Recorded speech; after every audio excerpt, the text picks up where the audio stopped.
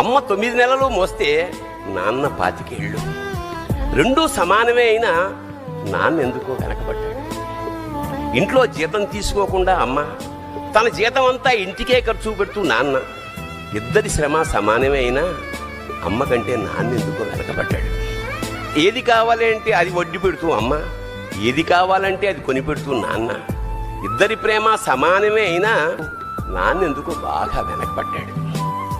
ఫోన్లోనూ అమ్మ పేరే, దెబ్బ తగిలినప్పుడు అమ్మ అని పిలవడే, అవసరం వచ్చినప్పుడు తప్ప మిగతా అప్పుడు గుర్తురానందుకు నాన్న ఎప్పుడైనా బాధపడ్డా? అమ్మకి అన్నో కొన్నో బంగారు నగలు, నాన్నకి బంగారం అంచున్న పట్టు పంచొకటి. నాన్న ఇలా వెనకబడిపోవడానికి కారణం ఆయన మా అందరికీ వెన్నెముక కావడమే. వెన్నెముక వెనక ఉండబట్టే కదా దన్నుగా నిలబడగలుగుతున్నాం. ఇదేనేమో నాన్న వెనకబడిపోవడానికి కారణం.